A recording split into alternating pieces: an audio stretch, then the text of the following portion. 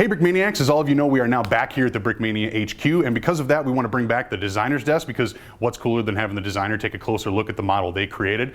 So we're going to do that in a spirit of social distancing, and we're going to change up our format a little bit. So I'm going to be asking the questions and kind of hosting the video from here. Landon's going to talk about the minifigure from over there, and Cody's going to talk about the model from over there. And for this designer's guest, the model is the Yak-3, which was the winner of our aircraft fan poll, which is awesome. Yeah. Very awesome, yes, and it was nice to build something smaller for a change for me. Well, I guess all those models coming in line, they were all about the same size. Currently, I'm working on something massive. So. For a World War II fighter, though, that's pretty compact. It is pretty compact for a World War II fighter, yes. I think it's a comparable size to what the Zero would be, but comparing it to American planes, it's quite small. Sure. I was comparing it at home because I designed this when we had the stay-at-home order, at least partially. I started working on it here and then transferred over at home. And I had a Lego Mustang at home that I built from the Pacific Bricks book. No, not the Pacific Bricks book. The D-Day book. Overlord Bricks. Overlord Bricks book. That's the one. I was just comparing sizes, and it was kind of funny just how small this one is in comparison. Is the surface area of the wings fairly similar though too? Because like it is. Yeah, it looks like it's got big wings for the size of the fuselage. And the Russians will tell you it's superior to the Mustang, superior to any American aircraft, which is what they say about everything. Which is what every country says about whatever they make. This is better than the other countries, but it's a great plane, regardless of who says what. Its top speed is about 400 miles an hour.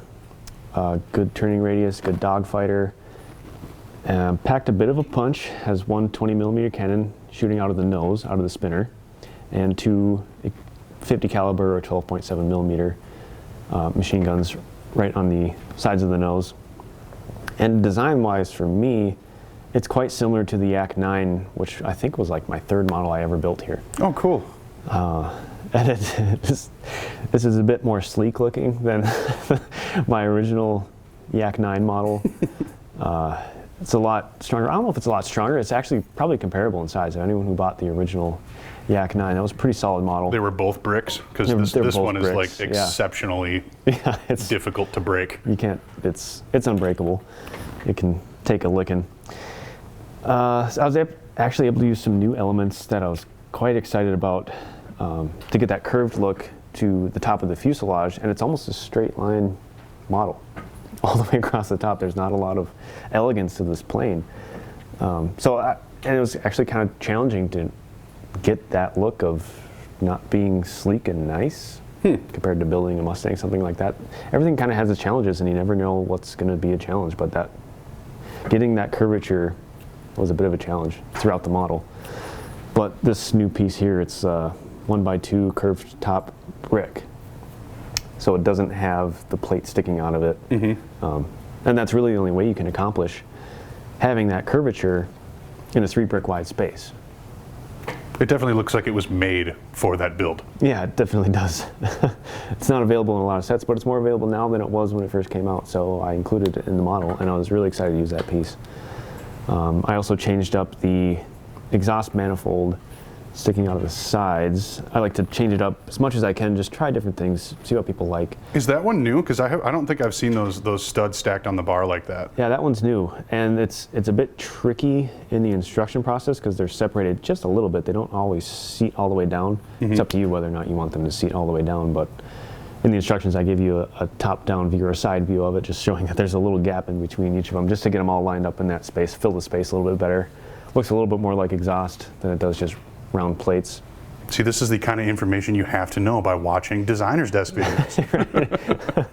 Because otherwise I've used minifig hands in the past. That look didn't quite fit for me. I used that in the Yak-9, which is the first time I used that technique. But sometimes minifig hands get expensive when you use them all the time in your airplanes, so I had to come up with a new solution. Didn't feel like cheese slopes was the right thing, so I went with this, and I think it looked pretty good. Yeah, it definitely captures the look. Plus, just with how round the front already looks, it just kind of adds to the whole shape of it, I guess. Yeah, it was a nice transitional piece, and it's solid too. It just plays right into that sturdiness of the build. There is a detailed cockpit. They're just Lego printed dials here with a lever. The as a joystick? Yeah, that looks awesome though. You really, I mean, especially when you're trying to fit a minifigure in there and make it playable, you almost don't need more. Right, yes, less is more. But having something there is actually good too. I'm not always able to include things like that, so it was nice to be able to include that. And the cockpit sits really high too, so it's also hard to try and make a smooth transition from curvature to straight to having a really short, squatty canopy. Doesn't always enclose all the way on the sides, but I think it still illustrates a nice, slick look. With that, landing gear does retract, nice and simple. Tail wheel does one click. About as close as you can get. There's an intake on the bottom that was probably the most challenging part, trying to get that integrated while keeping it sort of streamlined. Sure. And like all Russian planes, there's just red stars on the bottom, nothing really on the top. Bottom of the wings, sides of the fuselage, and getting these little air intakes on the wings. Oh, that's what those are. Okay, I thought they were just like covering up the front of the landing gear. I see. Well, yeah, I mean, it kind of serves both purposes, but that's something I've noticed with the Yaks is they like to have little inlets there. So different technique there, but overall it was pretty fun. I actually test built this one myself. I took a kit off the line from production and built it at home because we didn't really have a prototype because I kept tearing apart my prototype to build the next thing, which the next thing was the Focke-Wulf, and then tearing apart that to build the Lightning, and so I didn't really ever have a prototype. So this is actually off the line built model. It was fun to build. I don't often get to build my own stuff, so very enjoyable. Well, very, very cool. Anything else you want to cover on this model? I think not. I think Landon's got the final say on the minifigure. Sweet. Well, just like most of our aircraft, this one also comes with a pilot minifig. So now let's turn things over to Lando and take a little closer look at the Yak-3 pilot. Yeah, so let's take a closer look at the minifigure with the Yak-3. It's a pretty simple pilot loadout here, kind of building on some past work. You might have seen some of this artwork before on previous minifigures, but then I'm adding some different details. One of my favorites would be just the subtle color shifting to get to a bit more of that olive drab color.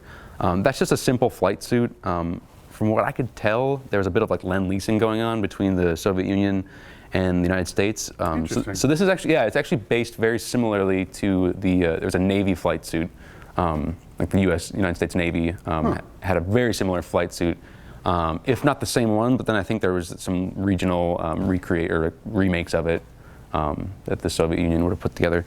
And then of course you have the parachute harness with a little pull cord there. And then moving on to the back side here, it's just obviously the back part of that parachute, kind of to complete the overall loadout of this guy. Underarm printing, again that nice color shifting going on. And then to finish it off, just a simple face and that pilot cap with those standard goggles. So that's the minifigure. Okay, so that does it for the designer's desk on the Yak-3, our fan poll winner. Hopefully you were happy with the results. I know we certainly were. I was, because it's a super solid build. Awesome little minifigure as well. Once again, make sure to let us know in the comments what you think of this format. This is kind of our socially distanced solution for the designer's desk, so let us know what you think. Otherwise, thanks for watching, and stay tuned for next time.